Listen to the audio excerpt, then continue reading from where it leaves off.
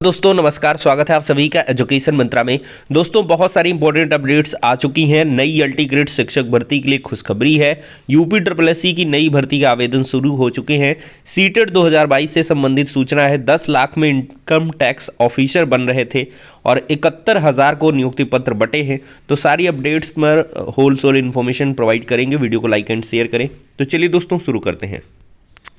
दोस्तों देखा जाए तो यूपीपीएससी को मिल चुका है पदों का अधियाचन, अब जारी होना है विज्ञापन।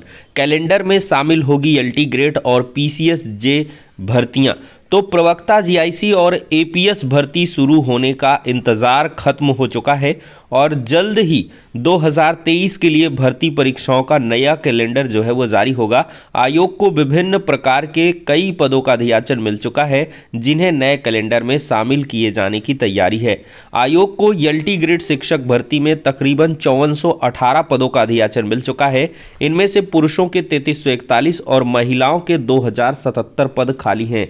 इसके साथ ही आयोग को प्रवक्ता जीआईसी के तकरीबन 400 पदों का अधियाचन मिल चुका है, जिसमें 280 पद पुरुष के और 120 पद महिला के हैं। वहीं पीसीएस जे के करीबन यहां पर 350 पदों का जो अधियाचन है वो मिल चुका है। हालांकि एलटी ग्रेड शिक्षक भर्ती के लिए समकक्ष अर्हता स्पष्ट करने के लिए आयोग ने शासन को पत्र भेजा है। अर्हता पर स्थिति स्पष्ट होने के बाद ही आयोग इस भर्ती का विज्ञापन जारी करेगा। आयोग के सूत्रों का कहना है कि नया परीक्षा कैलेंडर जारी होने से पहले समकक्ष अर्हता को लेकर स्थिति स्पष्ट कर दी जाएगी, तो एलटी ग्रेड शिक्षक भर्ती को कैलेंडर में शामिल कर लिया जाएगा।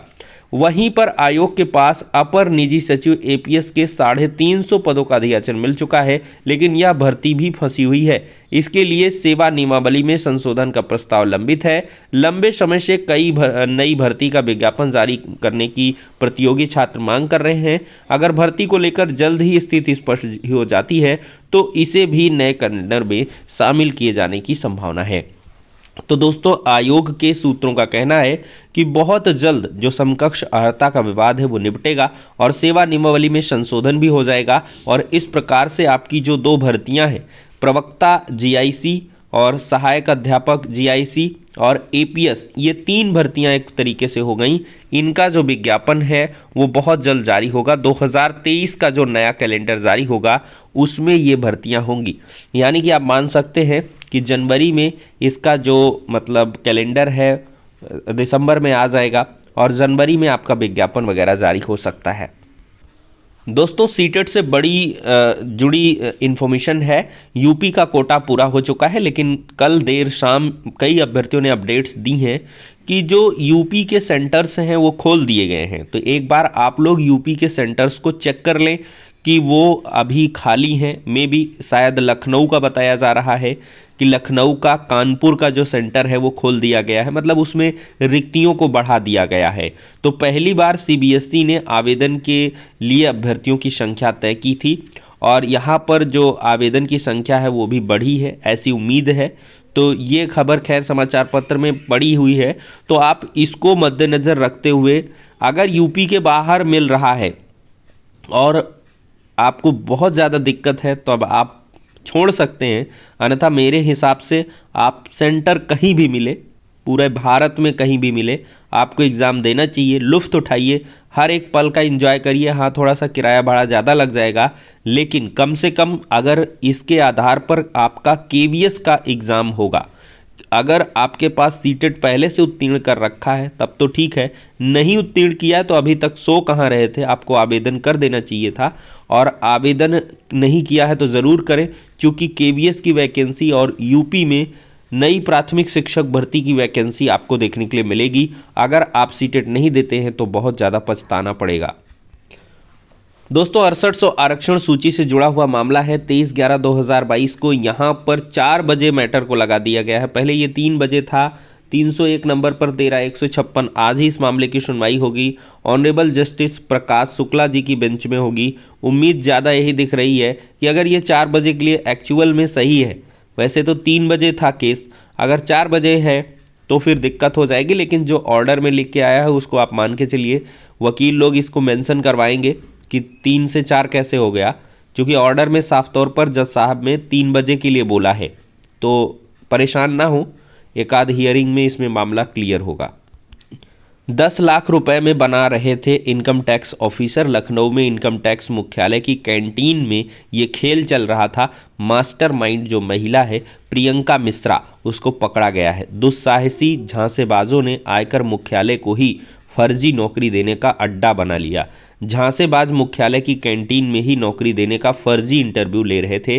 कैंटीन में युवक युवतियों की भीड़ देखकर आईटी सेल ने पूछताछ की तो पता चला कि सभी आयकर निरीक्षक के पद के लिए इंटरव्यू देने आए हैं। इसके बाद फर्जीवाड़े की मास्टरमाइंड एक महिला को पकड़ लिया गया। महिला ने आवेदन करने वालों से 10-10 लाख रुपए वसूले थे। आयकर विभाग के जनसंपर्क अधिकारी के मुताबिक यहां पर मंगलवार को दोपहर बाद कुछ कर्मचारियों ने कैंटीन में फर्जी तरीके से इंटरव्यू होने की सूचना दी थी और पकड़ी गई महिला का नाम प्रियंका मिश्रा है। तो देख सकते हैं दोस्तों किस प्रकार से बेरोजगारों को लूटा जा रहा है और बेरोजगार फर्जी नौकरी लेने के लिए कितना परेशान है। इतना मेहनत कर लें तो शायद उद्धार हो जाए।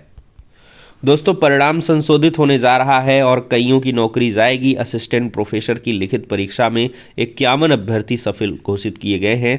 4 विषय में पूर्व में चयनित अभ्यर्थियों को कॉलेज में नियुक्ति मिली है। मामला काफ़ी संगीन है और आयोग की गलती से होगा नुकसान। साक्षात्कार 15 दिसंबर को होगा। तो इलाहाबाद हाई कोर्ट के आदेश पर उत्तर प्रदेश उच्चतर शिक्षा सेवा आयोग के विज्ञापन संख्या 50 के तहत असिस्टेंट प्रोफेसर की लिखित परीक्षा का परिणाम संशोधित कर दिया गया है। आयोग ने मंगलवार को 4 विषयों के संशोधित परिणाम में 51 नए अभ्यर्थियों के इंटरव्यू के लिए सफल घोषित किया है। इन अभ्यर्थियों के इंटरव्यू के बाद इनका अंतिम परिणाम आने तक पूर्व में चयनित कुछ अभ्यर्थियों की नौकरी भी जा सकती है। दोस्तों यूपी SSSC ने जारी किया है विज्ञापन। 1262 पदों का विज्ञापन जारी हो चुका है। जूनियर असिस्टेंट के रिक्त पद हैं। 18 से अधिकतम 40 वर्ष आयु होनी चाहिए। हालांकि ये नोटिफिकेशन की सूचना पहले आ गई थी, लेकिन अब ऑनलाइन आवेदन शुरू हो चुका है और पीटी 2021 की जो वैधता है 8 जनवरी तक बढ़ा दी गई है। तो आप लोग आराम से इसमें जो है फॉर्म अप्लाई कर सकते हो। आवेदन की अंतिम तिथि 14 दिसंबर 2022 रखी गई है। आवेदन की शुल्क मात्र 25 रुपये है। upSSC.gov.in पर आप लोग जा सकते हैं और अभ्यर्थियों के लिए कुल 100 अंक निर्धारित हैं। लिखित परीक्षा के 65 अंक और शैक्षणिक योग्यता और खिलाड़ी होने के 35 अंक दिए जाएंगे और यहाँ पर पीटी के स्कोर पर छात्रों को शॉर्टलिस्ट किया जाएगा। अभ्यर्थियों को लिखित परीक्षा और टाइपिंग टेस्ट से गुजरना होगा और हिंदी और अंग्रेजी में 25 और 30 शब्द प्रति मिनट की स्पीड से टाइपिंग करना होगा। इंटरमीडिएट या समकक्ष स्नातक डिग्री आपके पास होनी चाहिए। मोदी जी ने 71,000 को बांटे हैं नियुक्ति पत्र। दुनिया भर में संकट है लेकिन देश में अवसर बढ़े हैं, ऐसा मोदी जी कहते हैं। स्टार्टअप से लेकर स्वरोजगार तक, स्पेस से लेकर ड्रोन तक, आज भारत में युवाओं के लिए चौतरफा नए अवसरों का निर्माण हो रहा है। आज हमारा देश सेवा निर्यात के मामले में दुनिया की एक बड़ी शक्ति बन गया है। हर महीने रोजगार के 16 लाख नए अवसर देंगे। रेल मंत्री अश्वनी वैष्णव ने कहा है कि केंद्र सरकार हर महीने करीबन 16 लाख नौकरियों के नए अवसर सृजित कर रही है। उन्होंने अजमेर में रोजगार मेले के दौरान युवाओं से राष्ट्र प्रथम सदैव प्रथम का मंत्र अपनाने का आह्वान दिया। 45 स्थानों पर देश भर में युवाओं को नियुक्ति पत्र सौंपे गए और 60 लाख रोजगार सृजन की उम्मीद है देश में सिर्फ प्रोडक्शन लिंक्ड इंसेंटिव योजना में। तो गांवों से पलायन की मजबूरी कम हुई है। कर्मयोगी प्रारंभ की शुरुआत हुई है। युवा राष्ट्र की ताकत है, ऐसा मोदी जी कहते हैं। महामारी के बावजूद मौके ही मौके मिले हैं और विभिन्न विभागों में खाली पदों पर 10 लाख कर्मियों की भर्ती के लिए रोजगार मेला शुरू हो चुका है। पहले चरण में पिछले महीने 75,000 नियुक्ति पत्र बांटे गए थे और ये नियुक्ति पत्र बांटने का जो सिलसिला है वो लगातार जारी रहेगा। दोस्तों जिन्होंने मैकेनिकल इंजीनियरिंग कर रखी है, 921 पदों पर जल निगम में जल्द भर्ती होने वाली है और इसमें 198 सहायक अभियंता और 723 अवर अभियंता के पद हैं। इन पदों पर भर्ती से पहले जल निगम प्रबंधन नियमावली में बदलाव करेगा और सहायक अभियंताओं की लोक सेवा आयोग और अवर अभियंताओं की भर्ती UPSSC के माध्यम से की जाएगी। वर्षा से बाधित तीसरा मैच टाई रहा और भारत ने 1-0 से सीरीज को जीत लिया है। न्यूजीलैंड और भारत के बीच मुकाबले के 3 मैचों की जो सीरीज है 1-0 से भारत ने इसको जीती है। लखनऊ में बैठे हैं अफसर, शिक्षा निदेशालय अनाथ हो चुका है। अफसरों की बेरुखी के कारण शिक्षा निदेशालय अनाथ हो गया है। माध्यमिक और बेसिक शिक्षा के बड़े अधिकारी लखनऊ में बैठ रहे हैं, जिसके कारण सामान्य विभागीय गतिविधियां प्रभावित हो रही हैं और इसके लिए प्रदीप कुमार सिंह ने मंगलवार को महानिदेशक स्कूल शिक्षा विजय किरण आनंद को ईमेल भेजकर वर्तमान परिस्थितियों पर आपत्ति जताई है।